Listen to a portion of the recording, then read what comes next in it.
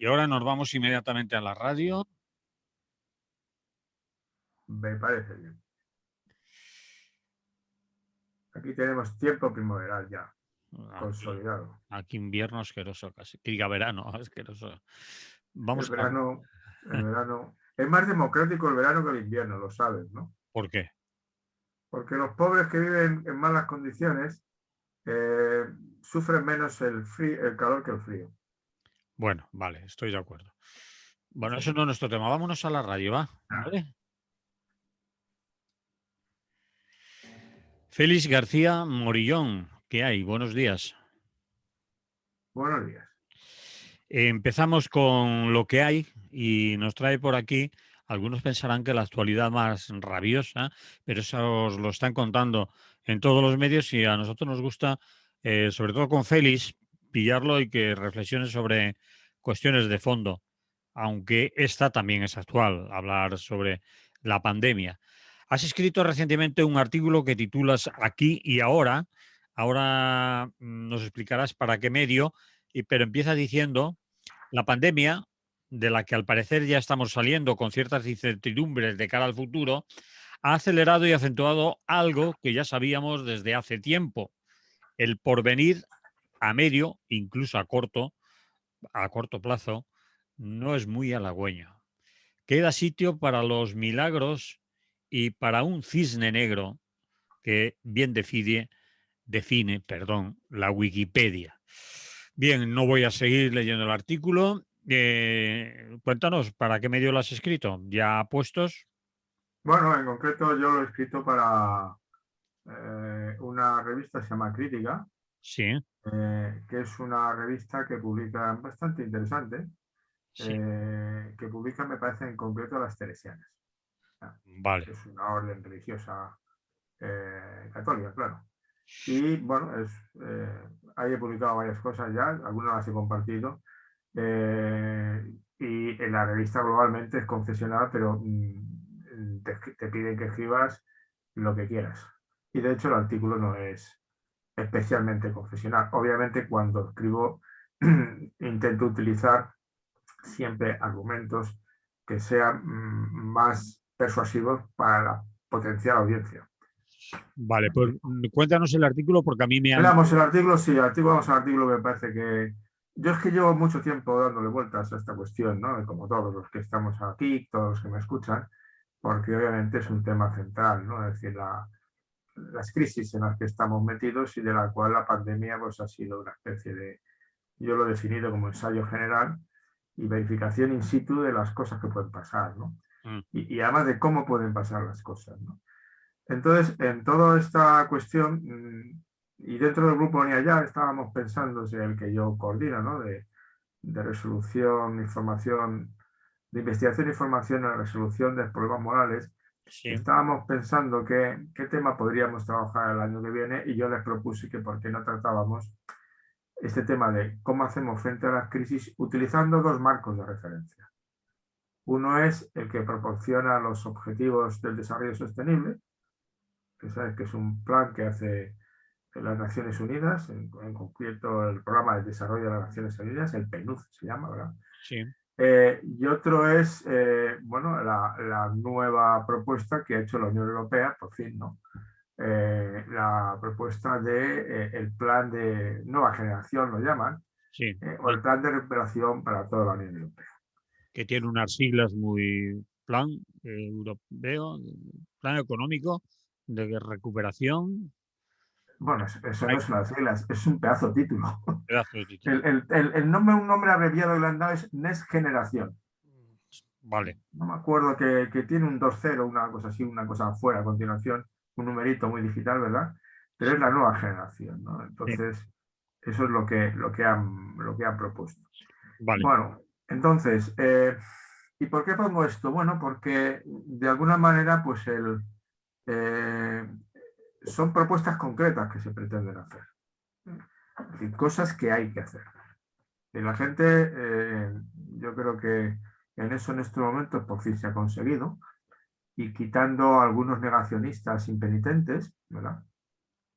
Pues resulta que Claro, hay cierto consenso en el sentido de que, aunque hay un consenso completo, en que estamos ante un reto realmente gigantesco.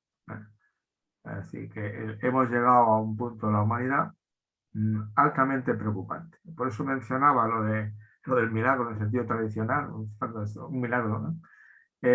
O es una figura que está tratada matemáticamente incluso, que es el cisne negro. De pronto aparece algo que nadie se esperaba Sí. y que resulta ser una solución para una serie de problemas y entonces retroactivamente se hace pensar que ha surgido como para solucionar. Pero realmente no es eso. Simplemente la historia está llena por otra parte, de ocurrencias no conocidas que de pronto provocan cambios inesperados, ¿no? Y dan vías de salida cuando la gente ya piensa que no hay salida, ¿no? Entonces, yo sigo insistiendo, a mí me parece, y es un subtítulo que proponía la revista para el artículo subtitularlo La espiral del crecimiento, ¿no? como subtítulo, ¿no?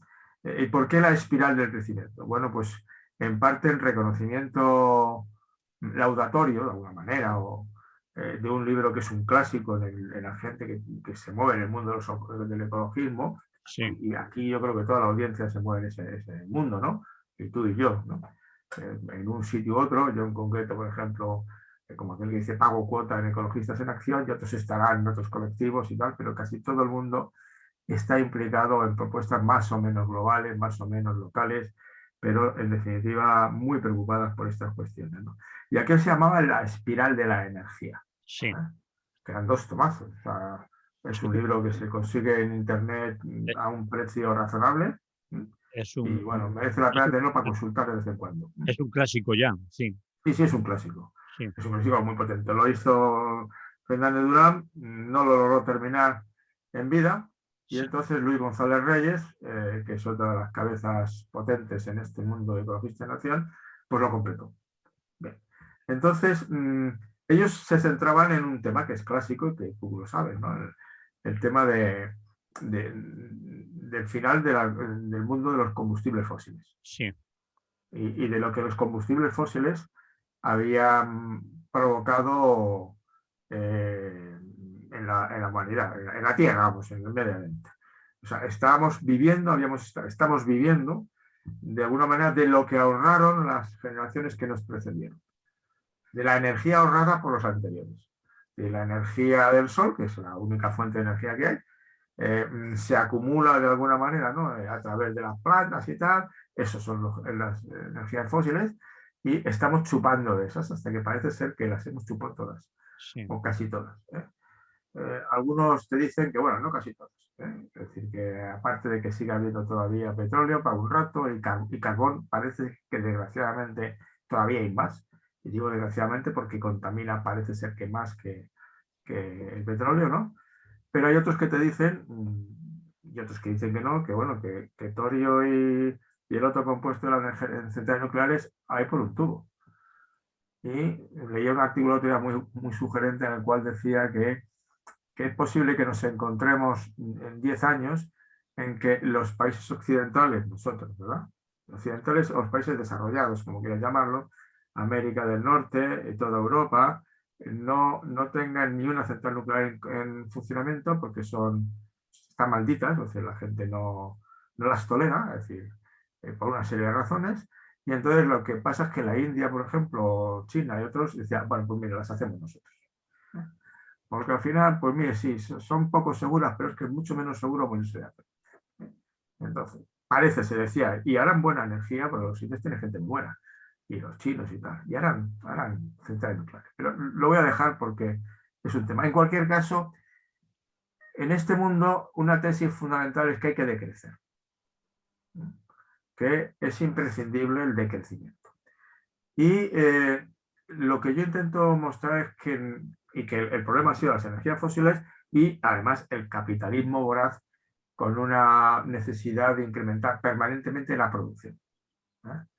Yo creo que el capitalismo siempre lo que ha intentado incrementar es la plusvalía, más que la producción. Si la plusvalía la puede obtener con procedimientos no productivos, pues encantado de la vida, tampoco De hecho, el capitalismo financiero actual es sobre todo más que productivo, especulativo, como bien Sí, sabes.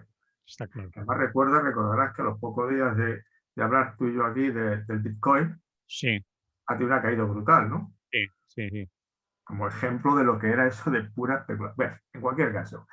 Entonces, yo lo que sí que creo que ya es la hipótesis que hemos comentado una vez, la hipótesis, el problema es que la humanidad ha crecido desmesuradamente. Es que, y eso no es ni bueno ni malo. Es Ha decir, crecido la ¿por qué ha humanidad, crecido? te refieres al número de personas, de Sí, gente, la población humana. la población humana, vale. Ha crecido desmesuradamente. Sí, ¿Y qué digo desmesuradamente? Bueno, hay unas cifras que son de susto, quiero decirte. ¿Por qué crece desmesuradamente? Pues bueno, si uno adopta un punto de vista que a mí me interesa mucho, que es el punto de vista de la historia natural de los seres vivos, ¿verdad? Evolutivo, la evolución. Soy un convencido del proceso evolutivo, los mecanismos de la evolución y esas cosas me parece ayudan a entender muchas cosas. El ser humano aparece con dos rasgos, o varios rasgos, pero dos de ellos son muy importantes. Y había un pequeño vídeo de la Isla de las Flores en que hablaba del el lóbulo frontal altamente desarrollado y el pulgar oponible. Somos más listos que el resto del personal, sí, el resto de los seres vivos, pero bastante más listos. te lo he dicho, sí, Lenguaje coloquial, ¿de acuerdo? sí, Muchos animales son listísimos en algunas cosas concretas. Los cuervos creo que van guardando los alimentos y se quedan 7 o 10 escondrijos y además los tienen seriados por orden de duración de su conservación, ¿no? mm, Los cuervos, pero solo hacen eso. No sé si hacen muchas más cosas. En cualquier caso, uno es esto, el frontal altamente desarrollado. Esto es lo que nos diferencia, ¿no? Una capacidad de reflexión, de pensamiento abstracto, de resolución de problemas, de pensamiento a largo plazo, que el resto de los seres vivos no tienen, globalmente. Y la segunda es el pulgar oponible. Hacemos instrumentos y hacemos instrumentos con instrumentos. Y en correcto. esto el pulgarcito tiene su punto, tiene su punto.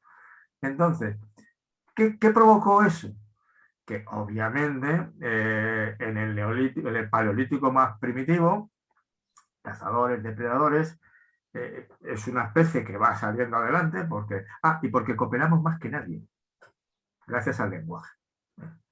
El lenguaje nos permite, es decir, tú piénsate en un grupo de 15 paleolíticos de esto, ¿verdad?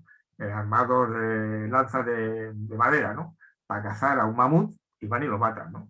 Eso es colaboración, eso es trabajo conjunto y comunicándose a distancia. Y el pobre mamut, pues la palma, se acaba la historia. ¿eh?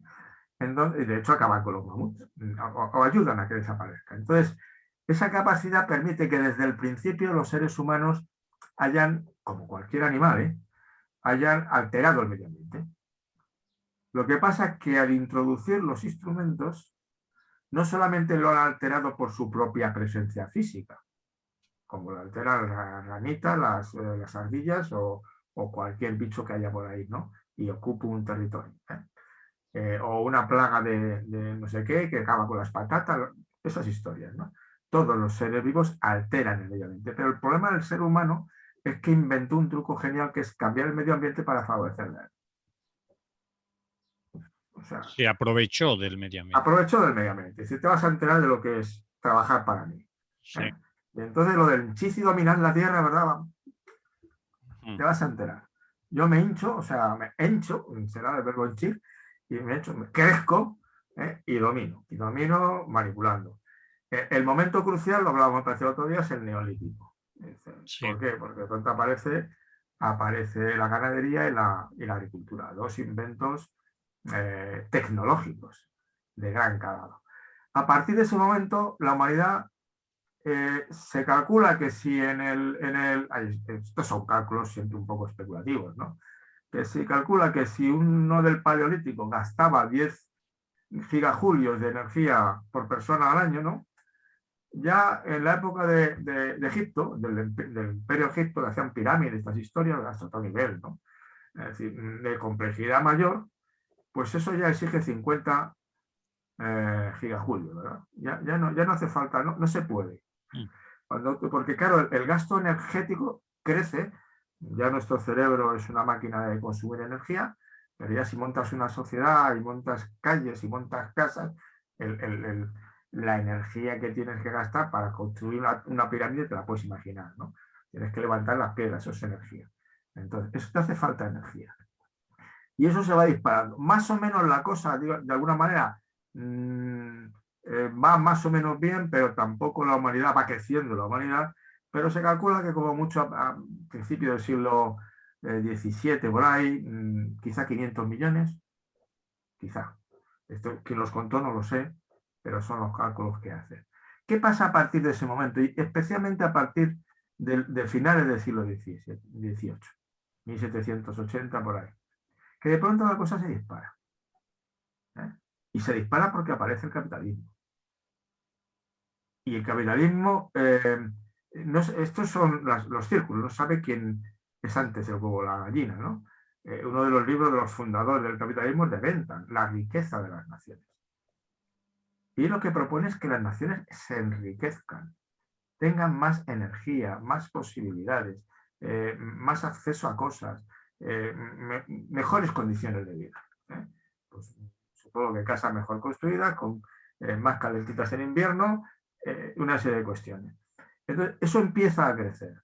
De tal manera, que ahora ya te cito de memoria, pero me interesa sobre todo, si en 1800 hay aproximadamente 800 millones de habitantes en la Tierra o 700 millones, más o menos en 1900 de pronto ya hay, en 1900 hay cerca ya estamos acercándonos a los 1000 y pico, 1100, 1000, ¿no?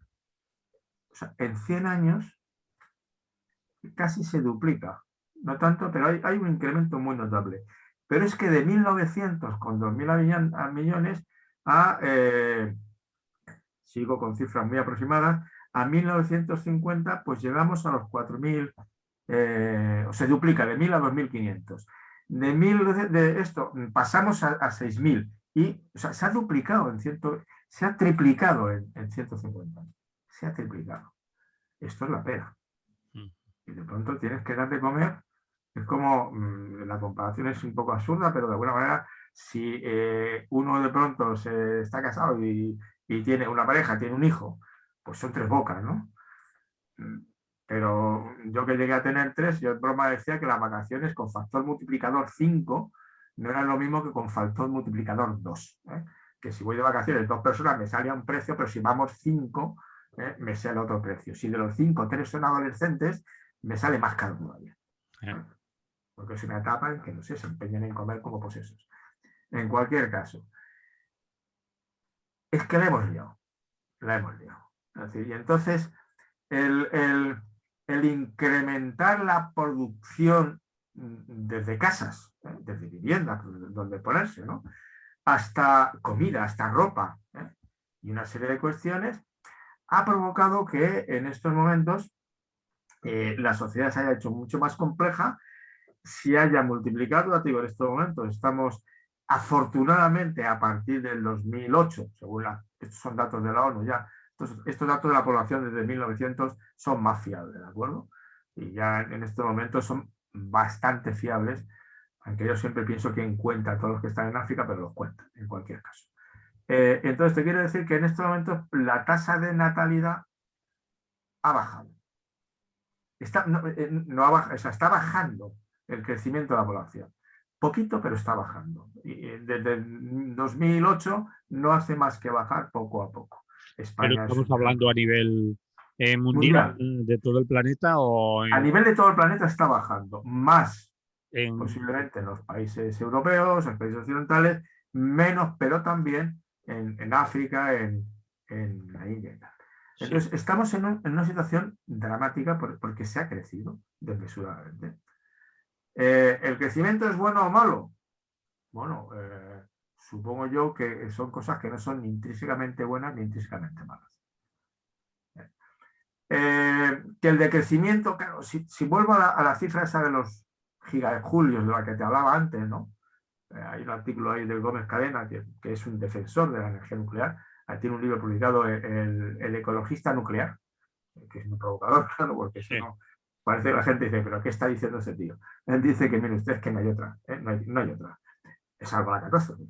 Entonces, él te dice que en estos momentos calculan que lo que necesitaríamos para vivir en la sociedad en la que vivimos, más o menos, serían unos 120 gigajulios al año. 120 gigajulios. Eso es lo que necesitaríamos, porque estas sociedades son muy complejas. Entonces cuestan más energía. Tú puedes imaginarte que tener un parque, tú en Valencia, yo en Madrid. En Madrid tenemos unos espacios naturales que es campo puro y duro. Sí, El coste energético de que se mantenga. Ayer estuve pasando por la zona de la parte de la Pedriza, la pequeña es igual. Esos son encinas, jaras, piedras y se acabó. Y ves jabalís y algunos bichos por ahí si lo ves. Eso tiene, pero claro, si te vas, como fui 2 días antes, a ver un parque que habían recientemente abierto, de un parque que era un antiguo palacio, que luego fue montones de cosas, de fábrica, de lo que quieras. Un jardín es mucho más caro, energéticamente hablando. sí, Mantener un jardín hay que mantenerlo.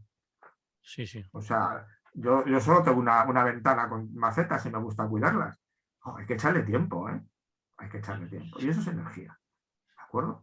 Entonces, y no te quiero decir, en estos momentos, tú y yo lo hemos dicho muchas veces, estamos utilizando esta maravilla de lo audiovisual, internet. Esto cuesta, ¿eh? Energía. Sí. Y mucha. ¿Eh? Entonces, te digo que se calculan 120 gigas. ¿Qué quiere decirse esto? Bueno, nosotros creo que España me parece que está por las 180, 200. Creo que Estados Unidos está en las 300. Y creo que algunos Emiratos Árabes deben estar en las 400. Supongo que Gigajulios de energía por individuo al año. sí, es una cifra que la doy y me interesa el cálculo este de la cantidad, ¿no? ¿Qué quiere decirte? Decía el ecologista nuclear, ¿verdad? Que es el que donde yo he visto estos datos, decía, hombre,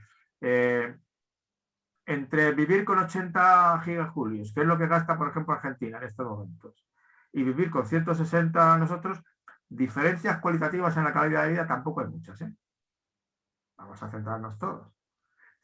¿Qué sale de ahí? Que yo estaría de acuerdo que en estos momentos el decrecimiento de gasto energético en los países que tienen 180 y 200, 300, es un imperativo moral. Es una obligación. No sé si se puede imponer, no creo que se pueda imponer porque los que tienen el poder son ellos, ¿no? Pero evidentemente es imprescindible. Usted no puede ir consumiendo eso. Porque además ese modelo ostentoso, desgraciadamente, se convierte en modelo de referencia.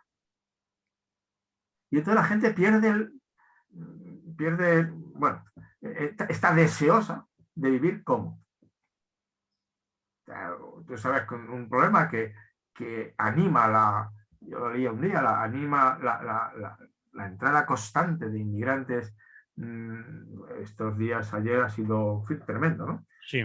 Para ver también la complejidad del problema. Pero en cualquier caso, es porque en sus series de televisión muchas veces ven la vida de que llevan sus compatriotas en Europa.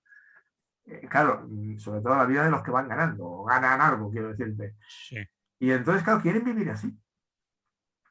Una cosa muy humana. O sea, quieren, pues eso es lo que quiere mucha gente, que ahora se rico, se haga agua caliente y que puedas comer todos los días. Una cosa calentita y más o menos, ¿no? Entonces, sin embargo, en toda esa gente, que en estos momentos, si en España calculas un 20-22% de la población que empieza en el riesgo ya de vulnerabilidad seria, la severa creo que es un 5%, la severa, o sea, la pera ya, si es un 20% los que están en ese riesgo, la pobreza que hablaba el otro día, pues estamos hablando de 8 millones de personas. En esas 8 millones de personas es un deber moral que crezcan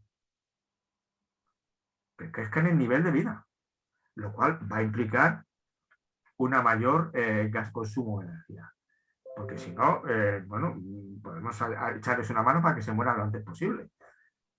Pero no me parece decisivo. Es Entonces, decir, no estás de acuerdo con el decrecimiento el crecimiento como tal, generalizado en plan estándar para todo el mundo, sino unos tendrán que decrecer y otros aún les falta crecer, ¿no? claro, es la inversa de los impuestos progresivos.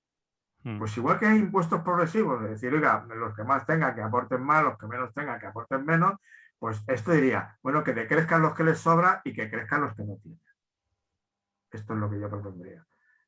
Proporcionar, es decir, proporcionar, por ejemplo, agua corriente y saneamiento, ¿eh? A una ciudad como que, no sé cómo están, ¿eh? A lo mejor es una chorrada y ya lo tienen, ¿no? Pero evidentemente supongo que cualquier ciudad africana, pongamos por caso, que es la zona de mayor pobreza en principio, más Bangladesh y alguna otra zona, pues eso debe costar muchísima energía. Muchísima energía. Mm. Pero hay que hacerlo. A no ser que perfigamos que se mueran de hambre y de enfermedades y de lo que usted quiera. Bueno, mire usted, que se muera, no se puede crecer más. Hombre, que es alguna de las quejas que expresan los países pobres. Oiga, ¿por qué no me deja usted crecer a mí un poco? Si no le importa, de crezca usted, ¿no? Y esa es la trampa también que ha habido en lo de la venta de derechos de contaminación, ¿no? Sí. Es una maniobra más de explotación de los pobres a favor de los ricos. No, vamos a hacer que Europa dice en algunos cálculos que en cierto sentido está cumpliendo la cuestión. No decrece, pero según tengo entendido, la energía, el consumo energético en Europa se ha estancado en los últimos 10 o 15 años. Se ha logrado frenar el incremento, dice la Unión Europea. Ya sabes, siempre los datos, sigamos contrastándolo y tal, ese es el objetivo. Pero vamos, yo creo que Europa podría decrecer un poco más, debiera decrecer. Entonces, ese es el reto que en estos momentos está presente. Y es muy importante, yo creo que es muy importante, eso, la vinculación entre la propuesta de las Naciones Unidas, el programa de las Naciones Unidas para el desarrollo, que es para el desarrollo, no para el desdesarrollo, es decir, para el crecimiento, para ser sostenible. Desarrollo y crecimiento son análogos, es decir, son palabras o sinónimos. Sí. No es lo mismo, pero parcialmente sí. Parcialmente. Yo creo que hay una parte que es habrá una parte el desarrollo de una planta implica que crezca. crecimiento. El desarrollo de un niño pequeñito implica que crezca. No es exactamente igual, el crecimiento es quizá más técnico.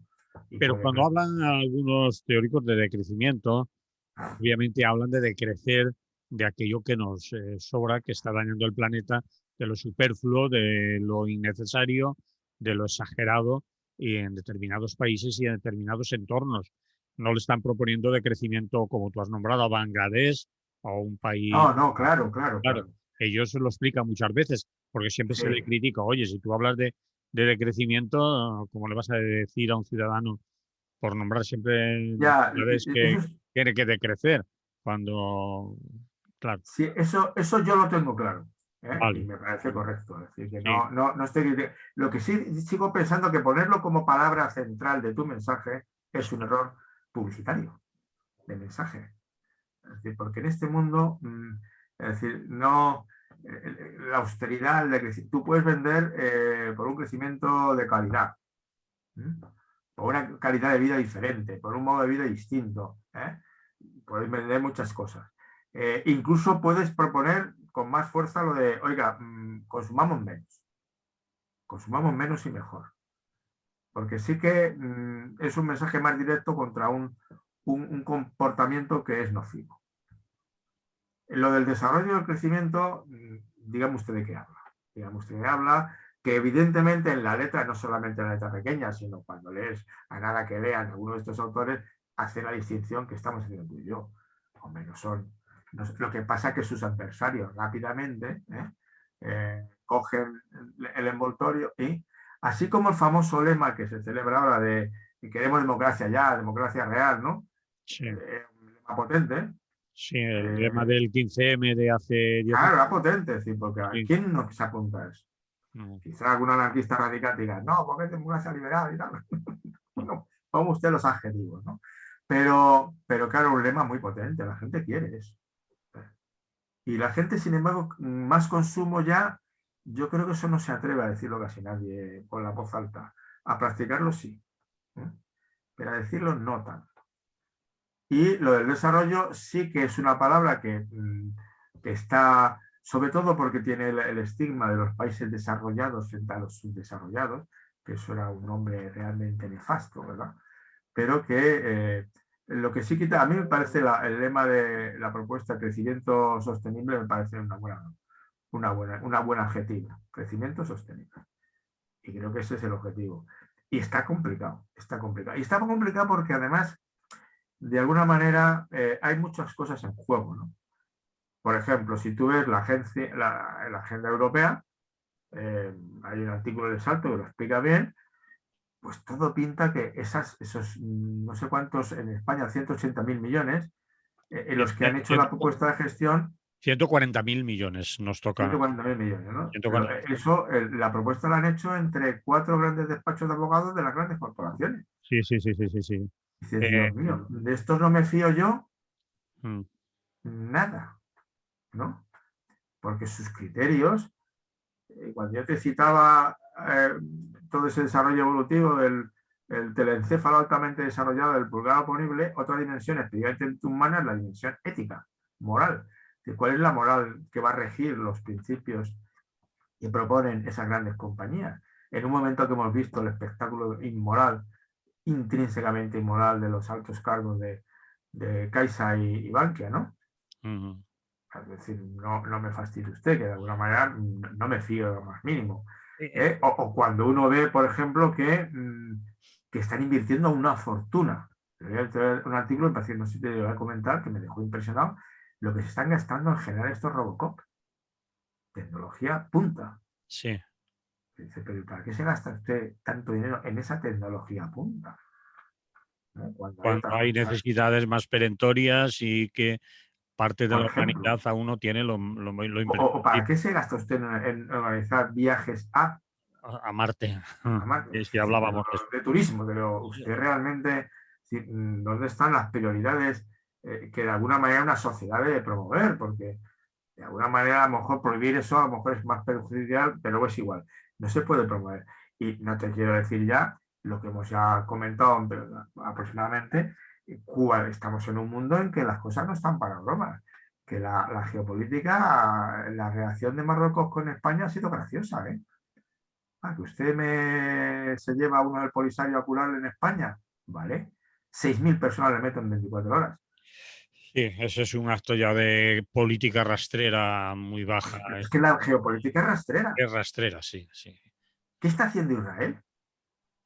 Un escándalo.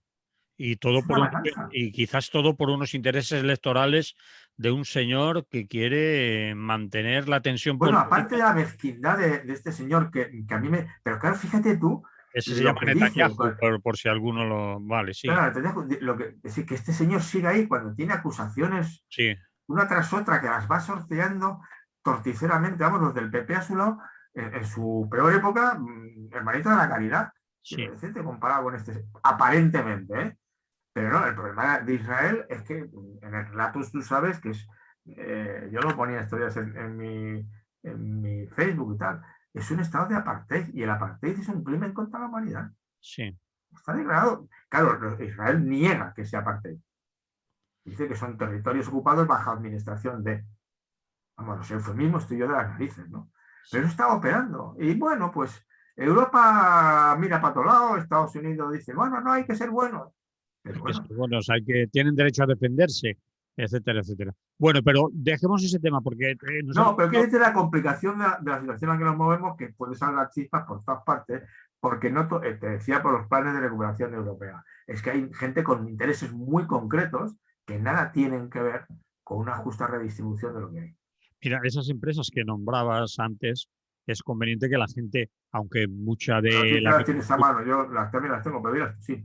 Bueno, Endesa, Iberdrola, Inditex, Repsol, El Corte Inglés, son algunas de las que han anunciado ya presentación de proyectos millonarios.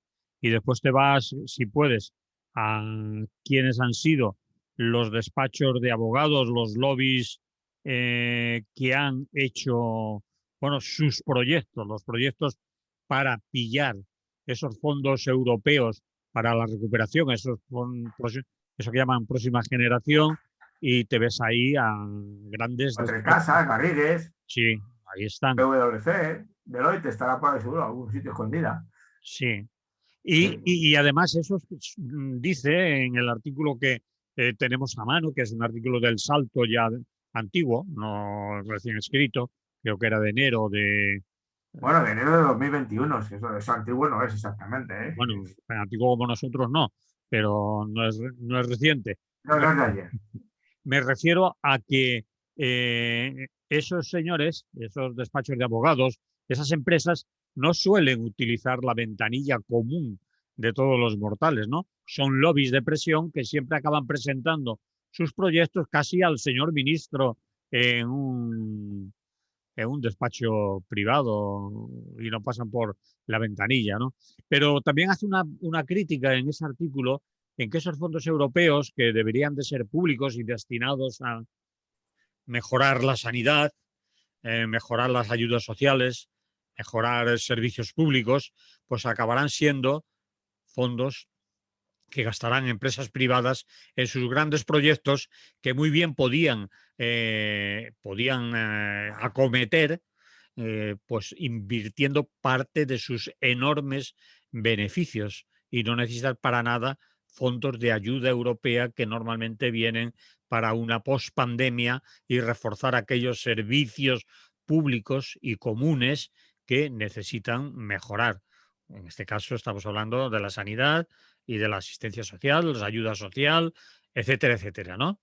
Ujú. Es una crítica que en ese artículo se comenta, pero que ya hemos comentado todos en otras ocasiones, ¿no? ¿No te parece? Sí, claro. Sí, No, no está, es decir, yo no, claro, es un artículo de parte, es decir, del Salto. Yo sí. leía tu artículo de La Vanguardia, era mucho más cariñoso con el asunto, ¿no? Hombre, la Pero en vanguardia. cualquier caso, vamos, yo comparto las sospechas profundas del Salto, es decir, Bueno, eh, es que no son pues, sospechas, son datos. no, pero por ejemplo, una parte que decía que me parece correcta, que la experiencia nos indica que sí es así, yo en el artículo lo menciono, la experiencia pasada no nos hace ser muy optimistas respecto a que la Unión Europea al final legisle como Dios manda y lo distribuya como Dios manda y lo fiscalice como Dios manda. Así, ¿qué quieres que te diga? Porque me digan que ninguno atrás, yo he visto que se han quedado atrás los que se tenían que quedar atrás, entre comillas, ¿no? Entonces no me fío. Por ejemplo, menciona, no parece claro, van a admitir procedimientos de urgencia que permita pues jugadas como la del Zendal, que se pueda adjudicar un hospital en 10 minutos y luego que tenga un triple de coste, ¿no? Sí. Sin ningún índice de impacto, ninguna justificación del proyecto, nada, nada, simplemente pues eso se lo darán a quien corresponda. Entonces, claro, uno de los datos que te da es que el 20% de un tipo de ayuda, sobre todas las ayudas, se las lleva Endesa. Pues es que Endesa, ¿yo qué quiere que le digo? Pues no, no sé. O sea, yo en mis manos en Endesa no las pongo, ¿no? Eh, no Pero es lo que te confío. decía yo un poco, es decir, esas grandes multinacionales de la energía, tú nombras Claro, Endesa, pero podemos nombrar los otros que Inditex, sí. ¿necesita Inditex dinero público de ayuda urgente No, para, no para es que necesite el recuperarse dinero. para grandes proyectos? Si tiene miles de cientos de miles de millones de beneficios, ¿por qué no invierte en sus Ya, beneficios? pero el problema en estos momentos se estriba en que posiblemente esa es la dificultad. Es difícil salir del bucle, ¿no? Que los estados en Europa, de alguna manera, han renunciado por su modelo de socialdemocracia o de neoliberalismo variados, ¿no? A tener grandes empresas con capacidad de innovación tecnológica. Es decir, los estados. Entonces, la innovación tecnológica hay que invertir mucho dinero. Ah, Y entonces, o tú tienes empresas de titularidad pública con esa capacidad de innovación o inviertes con control en las empresas, solamente lo tienen las grandes corporaciones. un ejemplo ha sido las Y que, vacunas, por ejemplo, la por fabricación ejemplo, las de esas vacunas. vacunas. Que Claro, las vacunas al final tiene que depender, como no hay ninguna farmacéutica nacionalizada, tampoco sé si sería bueno, porque la experiencia de empresas nacionalizadas tampoco es que sea una maravilla, ¿eh? Tampoco es que sea ninguna maravilla. Depende quién las dice y en qué condiciones.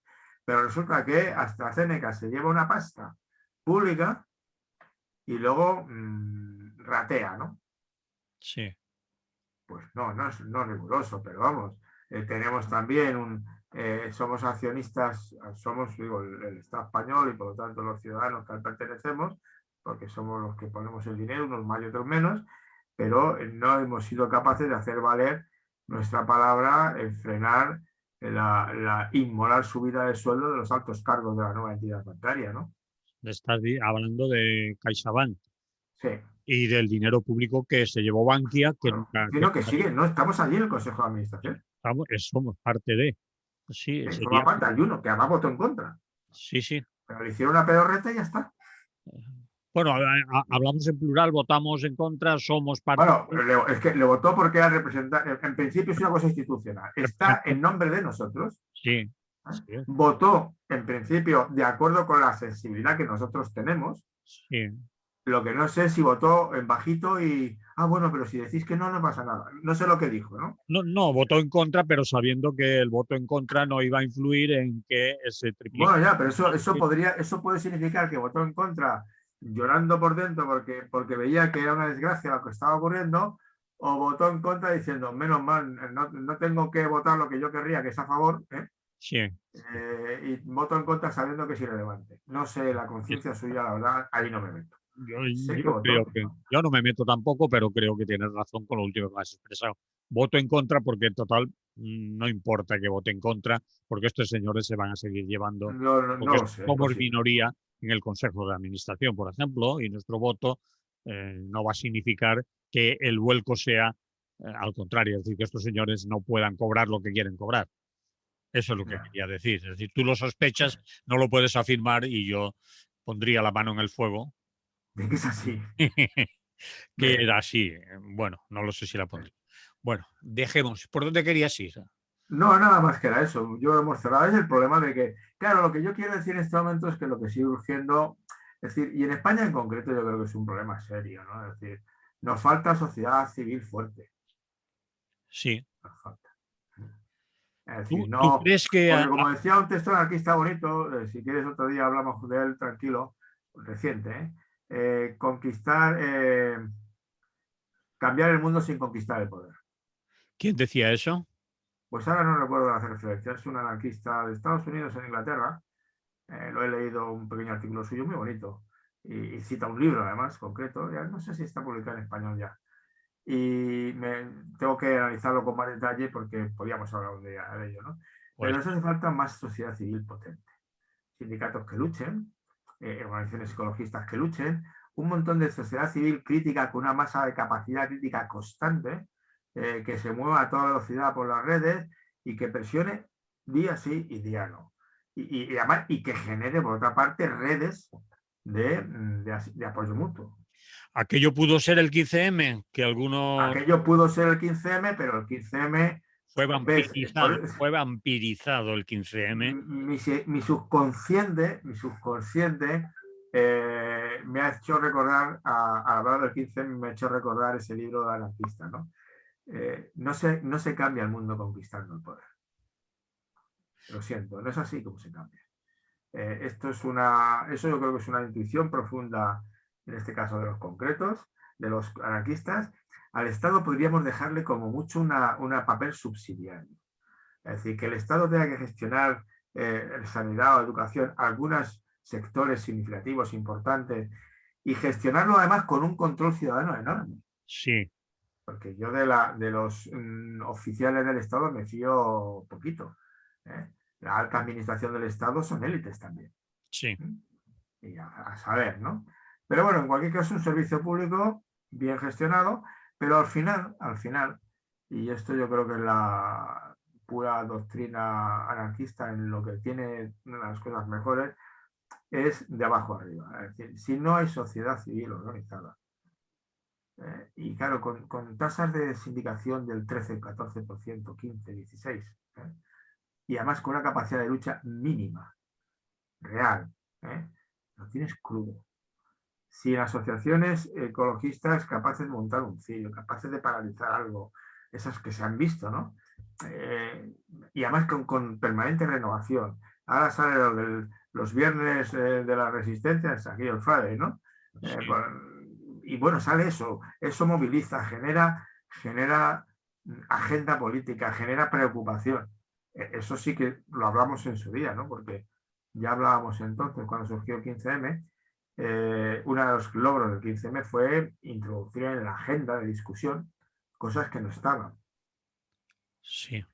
Lo que pasa es que luego hay que seguirlas y luego hay que perseguirlas y luego hay que actuar constantemente. Y eso es la parte en la que tenemos que intentar reforzar porque somos pocos, somos débiles. En España, digo, la vida asociativa es muy escasa. incluso comparativamente con otros países, ¿eh? Y seguir dando la vara, ¿no? Seguir dando la vara porque estos de la Unión Europea y sus magnates y sus... No me fío. No me fío porque, en otras cosas, es decir, existen grupos de presión sumamente poderosos que defienden sus intereses específicos. Sí. Y que están dispuestos a cambiar la energía y lo que sea necesario porque son conscientes de que el desastre es muy grave. Yo creo que eso sí son conscientes. Leyendo un libro otro día, ya un informe de la Exxon, de 1980 y tantos, de la Exxon, anunciaba que para esta fecha se acababa. La Exxon, sabía de qué iba.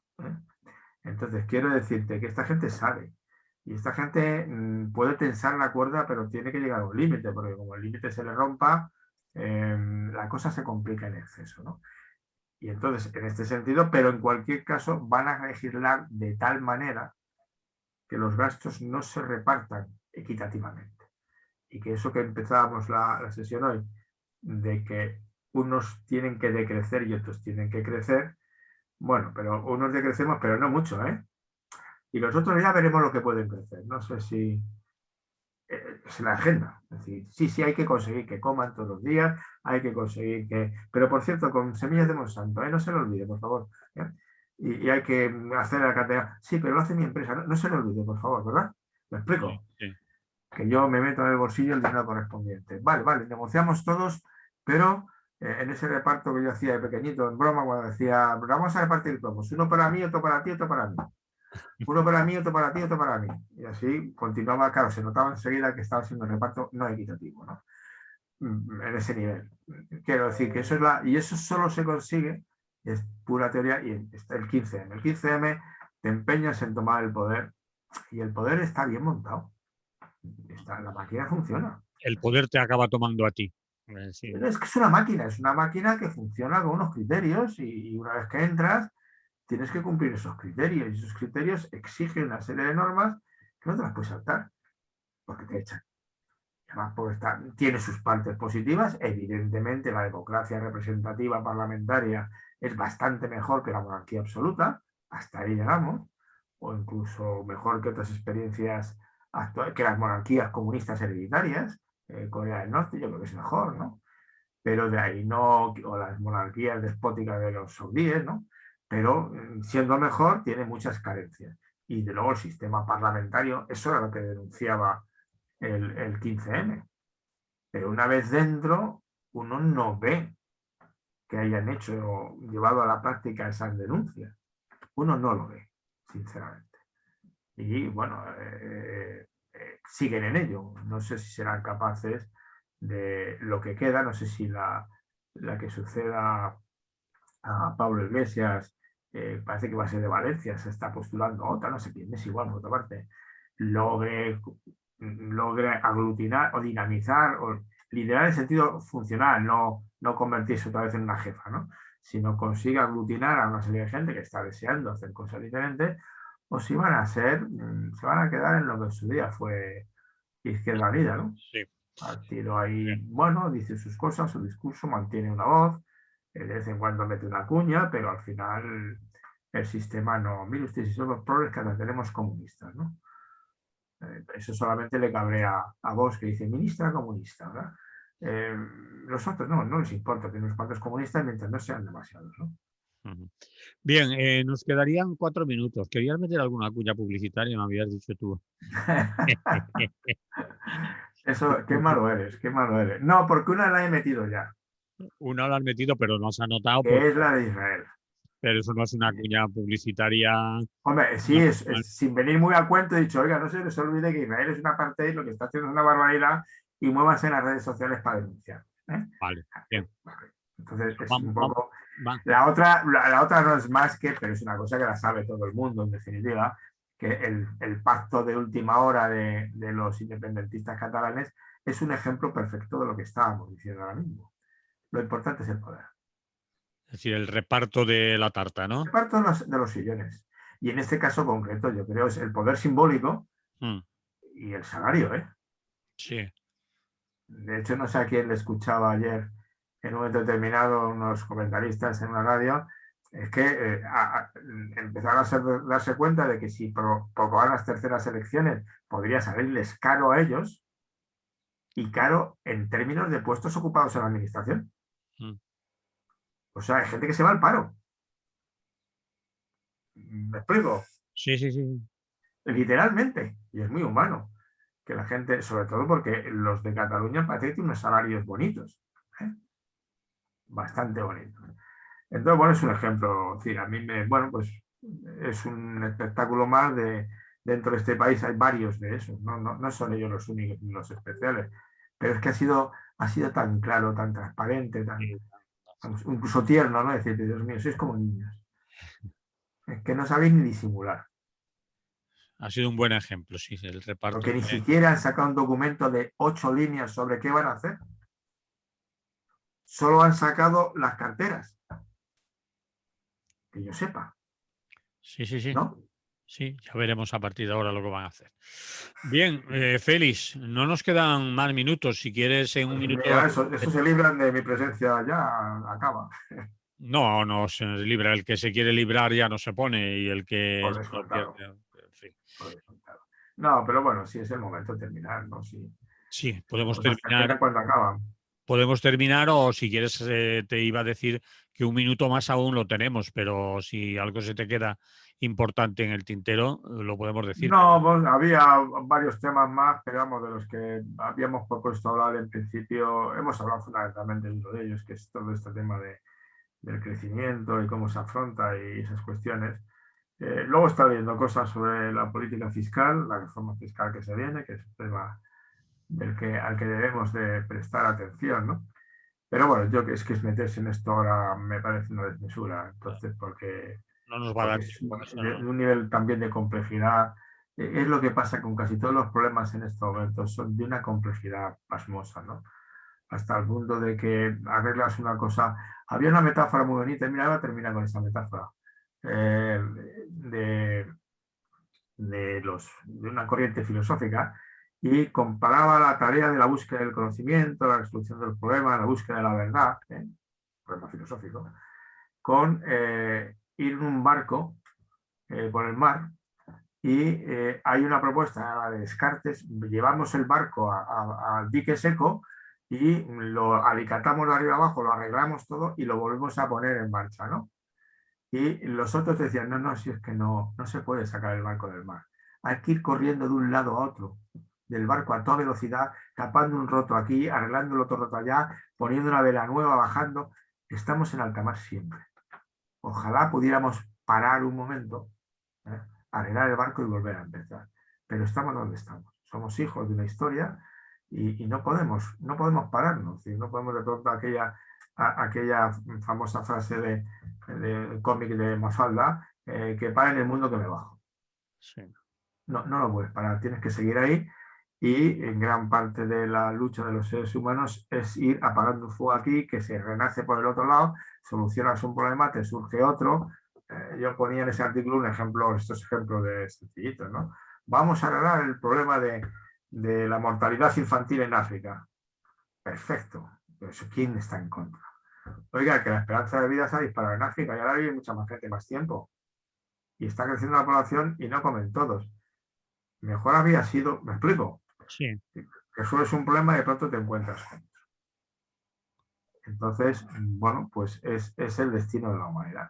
Está corriendo. La única cuestión, obviamente, que es lo que te decía al final, cuando comentaba esa dimensión ética de los seres humanos y capacidad de cooperación, lo que hay que intentar, hagas lo que hagas, corras de un lado para otro, arregles lo que arregles, es buscar siempre soluciones que sean factibles para todos, ¿no? Porque claro, el ir en un barco, y si el barco se hunde al final, hay que cuidar al barco porque el barco se hunde. El ejemplo del Titanic es un barco perfecto, es un ejemplo perfecto. Claro, y cuando se hunde el Titanic se mueren sobre todo los de tercera, que estaban abajo incluso encerrados, ¿no? Y se salvan quiénes, los de primera que tienen acceso a las pocas lanchas que hay, ¿no? O sea, estamos todos en un mismo barco, pero al final o todos logramos que los intereses, sobre todo de los más desfavorecidos, los que no tienen voz ni voto, ¿verdad? Sean respetados, o al final sabemos que la factura la pagan los que se quedan atrás. Y entonces esa metáfora, digo, solución no hay. Solución, es decir, el paraíso, el reino de los cielos no está en la tierra, por definición. Lo que hay que hacer siempre, o sea, el cielo no se toma por asalto, amigo Pablo Iglesias. El cielo no se toma, porque no se puede tomar. No existe el cielo, y menos en esta tierra. Entonces, en la otra ya veremos. Pero en esta no existe. Entonces, en esta tierra lo que hay que hacer es arreglar cuantos más problemas podamos y en el mejor dirección posible, mejor para todos. Y yo siempre he interpretado así la propuesta anarquista. No se conquista, no se arregla el mundo conquistando el poder. No se toman los cielos. No se Muy toma el bien, palacio de invierno. muy Muy bien. bien. Nos despedimos aquí, ¿de Pues acuerdo, nos Félix? despedimos aquí y nos veremos la semana que vendrá. Muy bien, pues un abrazo, que vaya bien. Que tengáis un buen día, que Ujú. no sea demasiado caluroso para los valencianos, Sí, que habéis estado hartos de unos cuantos madrileños que os habrán ido en masa. ¿No? sí, como es la langosta, sí. De las costas. Muy bien, Muy bien, Félix, pues un abrazo. nada, Hasta la que próxima. tengáis buen día a todas y Hasta todos. luego. Hasta luego. Bien, Félix, de la radio nos hemos ido ya. Muy bien, pues De quedamos vídeo no. en la no radio. Pero ya tengo aquí gente que anda dando vueltas por la zona y Ah, ya veo, ya menos, me sí, están tienes que quitarlo. me están desmontando el kiosco. Muy bien, lo dejamos. Nos hablamos. Sí, ¿Eh? nos hablamos. Nos hablamos y nos Esa es vemos. una nieta tuya, Sí, evidentemente. sí, son dos iguales. A ver, saludar a... Vais a salir aquí. No. Se llama Félix. Hola, Hola. ¿va con mascarilla por ti? Van con mascarilla porque saben que tienen que ir con mascarilla con la gente que no conviven. Ah, ¿y tú Y no? no conviven. Yo estaba aquí, así esto es una sorpresa, nunca había sucedido. Muchas veces. Nunca Hacemos lo que podemos. hacemos lo que podemos. Bien, Félix, Pues nada, un nos abrazo. vemos. Nos vemos. Hasta luego. Hasta luego.